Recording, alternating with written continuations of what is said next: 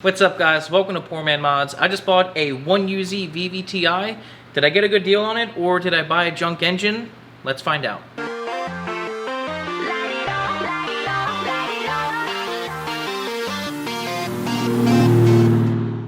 Alright, so I went out on a limb and decided to buy this 1UZ VVTI. This is claimed to be out of a 1999 Lexus LS400, so it is a 1UZ, not a 2UZ or a 3UZ, and it does have the VVTI, so this is the more powerful of the 1UZs, but it is weaker in some areas. It does have thinner connecting rods for lightweight, but it does make the most power and torque out of all the 1UZs. I do plan on swapping this into one of my Toyotas. I will not reveal that in this video, but it probably shouldn't be too hard to figure out which one is going to get the old 1UZ. But in this video, we're going to tear this engine down and see if I bought a clunker or got a good deal on this engine. I did pay $800 for this. I got the 1UZ VVTI. They're claiming to have 100,000 miles, but everybody says that when they're selling an engine that's out of a car. So mileage doesn't really matter. It could have 250,000, could have 500 million, whatever. But I also got the engine stand that it's on, and also the engine harness, the ECU, the exhaust manifolds, and a couple other little goodies. So if this engine checks out, I think I got a pretty good deal, but if it doesn't check out, I'm rebuilding it anyway. I at least plan on doing all new bearings, all new gaskets, possibly piston rings, but we will see. So I'm going to do a leak down test to see if there's any significant leakage with the rings or with the valves, and we'll take the valve covers off, get a look at everything and see how the oil maintenance was, and then hopefully get down to the cylinders and look at how the cylinders look. So in this video, we will be seeing if this is a diamond or a clunker. So stay tuned and let's find out.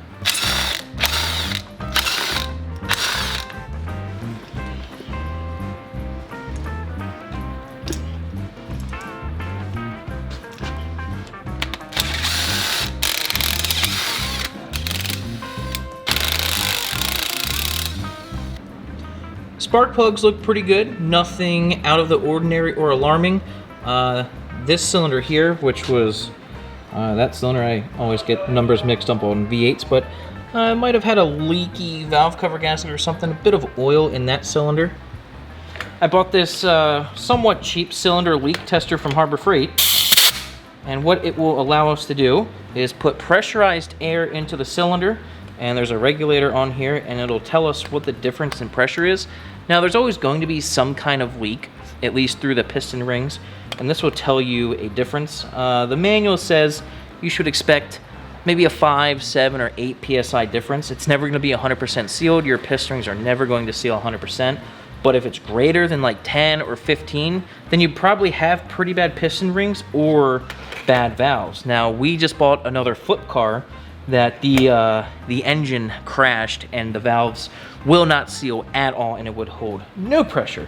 So what I'm going to do is turn this regulator up, and then we'll rotate the engine to get the cylinder to top dead center and see what the difference in pressure is.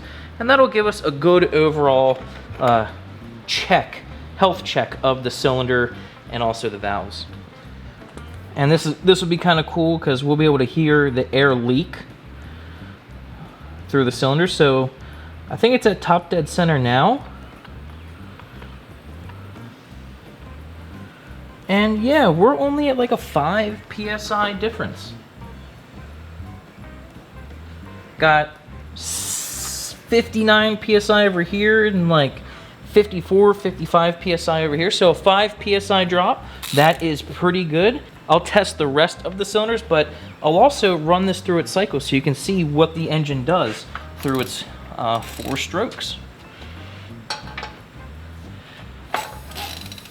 Exhaust stroke, so now it's coming out of the exhaust.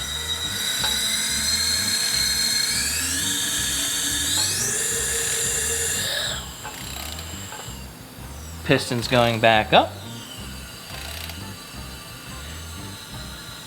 Intake valves are opening. It's definitely coming through the throttle body.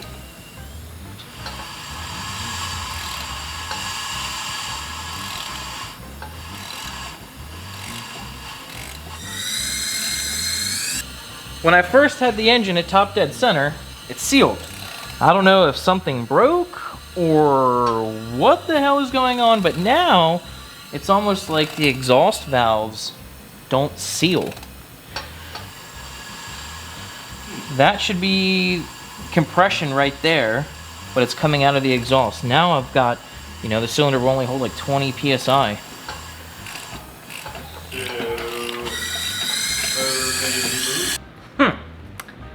So, just finished the leak test on the rest of the cylinders, and according to this test, this engine is toast.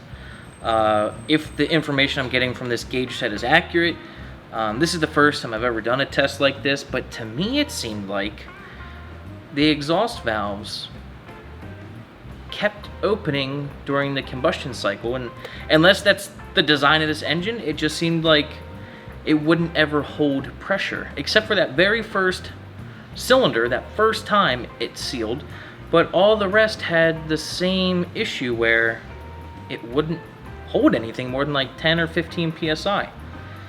So either it's something to do with the variable valve timing, which is totally possible, or the valves aren't sealing or whatever. I don't know. Very interesting. Let me know what you think in the comments down below. Like I said, I'm not too familiar with this test. This is like my first time doing it, so I'm not sure what to think at this point, but I'm going to continue forward. And there are more ways to test if the valves are bad, and you can obviously look at the cylinder walls and look at the condition of them. My biggest concern is the heads. I'd rather not put money into the heads if I don't need to with new valves and things like that. I'll do seals if I get a cylinder. I'll do seals if I get a seal kit, but I'd rather not replace the valves if I don't have to. So yeah, we'll keep on digging and see if we can find any more good news or bad news with this engine. Hopefully it's not too much of a dud. Next step for this, I think we'll get the valve covers off and look at the condition of the oil in this engine, see if the oil was changed regularly or not, or see if we can see anything out of place under the valve covers. Bag and tag.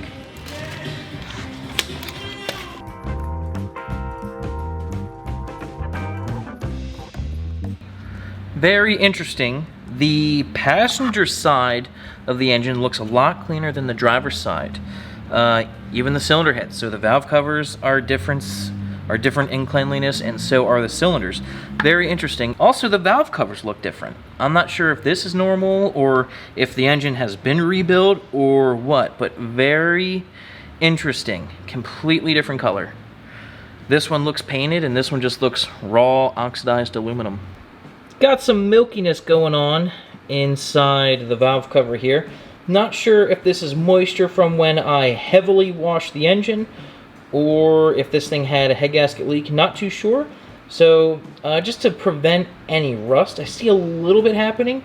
I'm going to WD-40 the piss out of this just to protect it.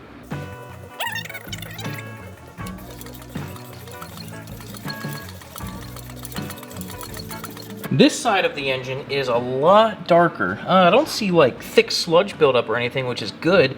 I also don't see any milkiness going on over here, which is also a really good thing. So the moisture on the other side could have been from when I washed it, but since this is open, it's not going to hurt to protect it, to spray with some W, because I have no idea how long it's going to be like this, so that certainly won't hurt to just add some extra moisture protection.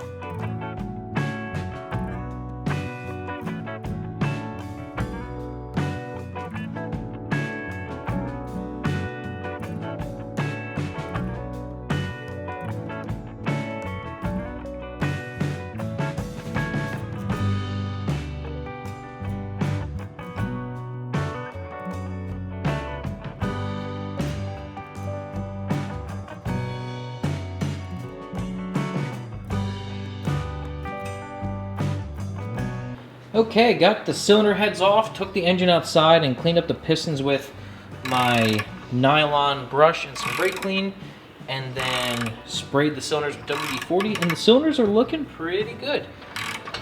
You can still see the cross hatching in there, so this is definitely a lower mileage engine. I don't see any marks on the pistons like the valves hit or anything. So I think that leak down test just wasn't performed right or whatever, because the cylinders and pistons are looking great, and also I checked the valves for leaks and I did not find any leaks, and I'll show you that too. But the bottom end is looking pretty good. Kind of gross, but it doesn't affect the engine really in any way that I can tell. There was definitely a mouse living here at some point. You can see mouse droppings here, and when we cleaned the engine out when we first got it, tons of nesting material just came out. These wires seem okay. I don't think the mouse chewed them up, but a mouse definitely lived here, which is kind of gross. Just removed the starter, and the poor little mouse forgot some of the corn that he left behind. So what I did to check the valves and make sure that they're sealing is, once you get the head off of the engine and the cams off, all the valves should be as far up as they can go.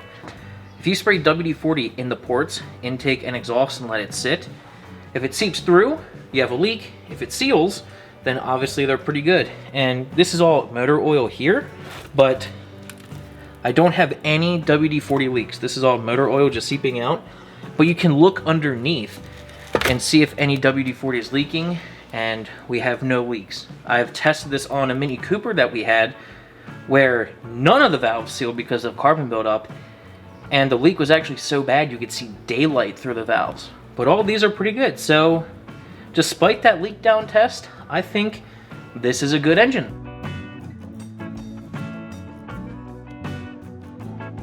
Alright, got this thing completely torn down, still got the crank rods and pistons in there, but everything is looking pretty good. You can still see the cross hatching in the cylinders. Pistons look great. Oil pickup is super clean and looks great. Other than the leak down test, this engine looks great. I think the leak down test, that may be due to possibly oil pressure. If the VVTI is being affected by low oil pressure or something, that might be the issue, because I checked every valve and none of the valves leak. I put WD-40 on top of every valve and they're all sealed, and everything seems to look great. So I think I got a solid engine, but even if I didn't, I'm still rebuilding at least most of it. I plan on doing piston rings, main bearings, rod bearings, and all the gaskets, but that'll definitely be at a later time. I'm still undecided though if I'm going to do any upgrades. Like, I don't know if I'm going to do upgraded rods or bored out or anything like that. Still undecided there, but at the minimum, bearings, rings, and gaskets. So I hope you guys enjoyed this little teardown video. I know it wasn't step by step, but I don't think it needs to be. But I can promise when we go to rebuild this engine, it will be a full step by step on how to assemble or rebuild a 1UZ. So probably won't happen for quite some time, but I'm definitely looking forward to this project, and I'm very excited, and I hope you guys are excited too. So hope you guys enjoyed this video, and I'll see you next time. Thanks.